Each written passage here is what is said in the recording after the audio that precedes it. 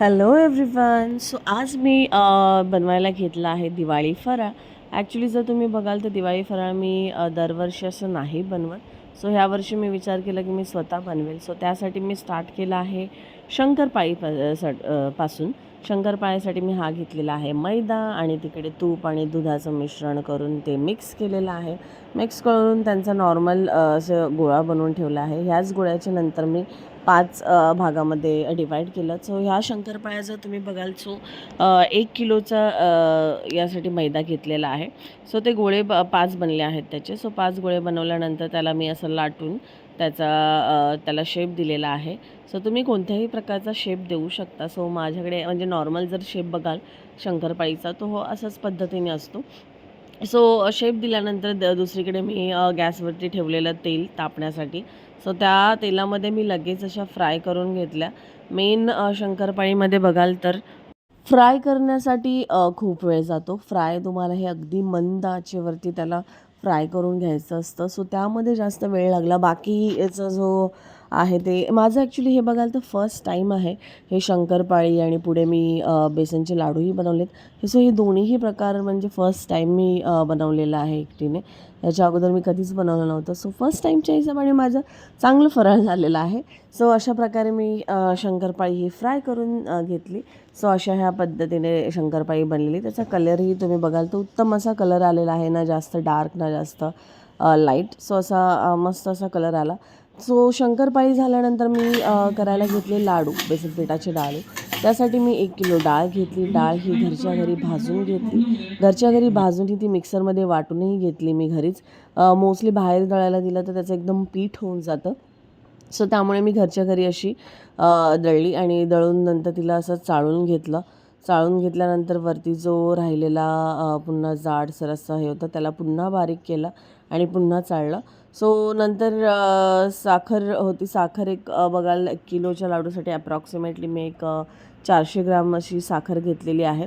So त्या साखरेलाही मी बारीक करून घेतलं मिक्सरमध्ये. त्यानंतर पीठ जे होतं बनवलेलं ते पीठ मी पुन्हा भाजायला घेतलं.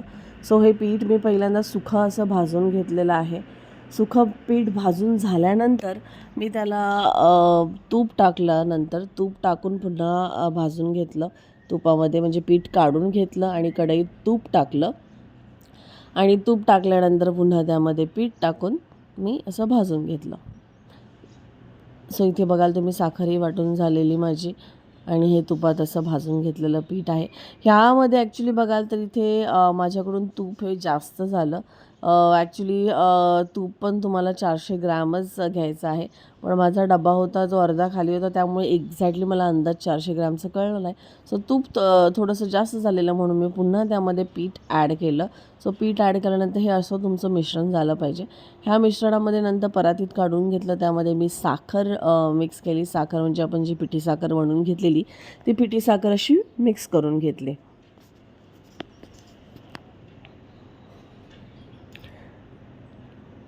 सो बेसन पिठाच्या लाडूला पण तुम्ही बघाल तर एवढी अशी मेहनत नाही आहे. हे दोन्ही पण सोपे असे पदार्थ होते. तर दिवाळीच्या फराळामध्ये तुम्ही बघाल तर हे 2च मी बनवले आहे.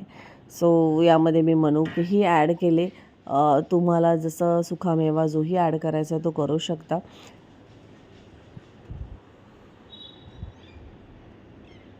सो मनुके ॲड करून झाल्यानंतर मी याचे घेतले लाडू करायला. लाडू हे तुम्ही बघाल तर थोडी मेहनत त्याला लागत होती. सो इथे एक एक असे लाडू मी पूर्ण करून घेतले. सो 1 किलोचे लाडू आणि वरून मला ते पीठ थोडंसं जास्त तूप पडल्यामुळे वरून मी थोडं पुन्हा पीठ टाकलं. सो अप्रॉक्सिमेटली हे तुम्ही पकडू शकता एक 1.25 किलोचे लाडू असे पकडू शकता.